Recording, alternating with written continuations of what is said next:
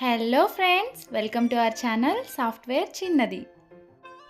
మీకోసం మీ ఇంట్లో పిల్లల కోసం పోషకాలతో నిండినటువంటి రెసిపీ కోసం చూస్తున్నట్లయితే అదే అండి ఈ పర్ఫెక్ట్ రాగి పల్లీల రొట్టె.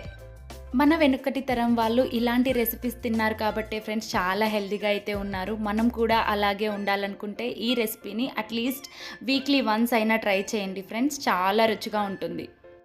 Let's start. ముందుగా ఒక గిన్నెలో జల్లించి పెట్టుకున్న రాగి పిండిని 1.5 కప్పు వరకు తీసుకుందామండి.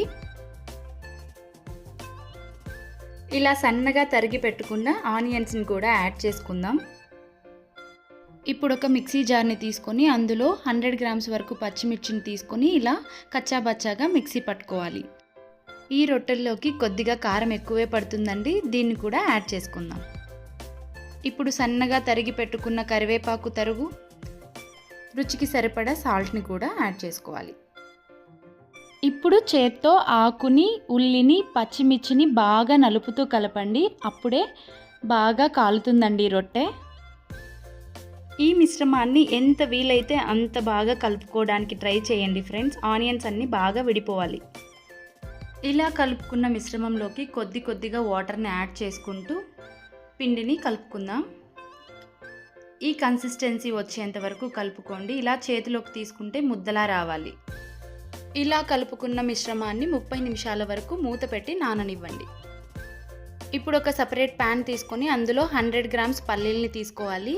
వీటిని దోరగా ఫ్రై చేసుకుందాం ఫ్రెండ్స్.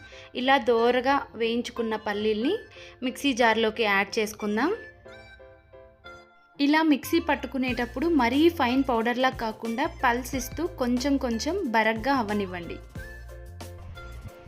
ఇప్పుడు రొట్టెలు ఒత్తుకోవడానికి ఇలాంటి ఒక నూలు క్లాత్ని తీసుకోవాలండి. దీనిపై రొట్టెలు ఈజీగా రావడానికి కొద్దిగా వాటర్ని చల్లుకుందామండి. ఇప్పుడు పిండి ముద్దను తీసుకొని ఇలా స్లోగా ఒత్తుకోవాలి. మరీ ఫాస్ట్గా ఒత్తినట్టయితే ఈజీగా తీయడానికి రాదండి. సో ముందుగా మిక్సీ పట్టి పెట్టుకున్న పల్లీల పౌడర్ని రొట్టె పైన ఇలా చల్లుకోవాలి. దీన్ని కూడా ఇలా సాఫ్ట్గా చేత్తో ఒత్తుకుంటూ రొట్టెని రెడీ చేసి పెట్టుకుందాం. ఇప్పుడు ఒక ప్యాన్ మీద కొద్దిగా ఆయిల్ని వేసుకోవాలి ఫ్రెండ్స్. ఆయిల్ బాగా వేడెక్కాక ముందుగా ఒత్తి పెట్టుకున్న రొట్టెని ఇలా స్లోగా పెనం మీద వేసుకోవాలి. చూశారు కదా, క్లాత్ మీద వాటర్ చల్లడం వల్ల రొట్టె చాలా ఈజీగా వచ్చేసింది. ఇప్పుడు ఆయిల్ని కొద్దిగా వేసుకొని ఫ్లేమ్ని మీడియం ఫ్లేమ్కి తగ్గించి మూత పెట్టుకొని 5 నుంచి 10 నిమిషాలు కాలనివ్వండి. ముందే చెప్తున్నాను ఫ్రెండ్స్, రొట్టెలు కాలడానికి చాలా టైం పడుతుంది. నాకు ఈ రొట్టె కాలడానికి 5 నుండి 10 నిమిషాలు పట్టింది ఫ్రెండ్స్. చపాతీ పుల్కాలాగా చాలా తొందరగా అయితే కాలిపోదు. ఇదే విధంగా రెండో సైడ్ కూడా కాల్చుకోండి. చూడండి, 2 వైపులా కాల్చుకున్న తర్వాత ఇలా ఉంది.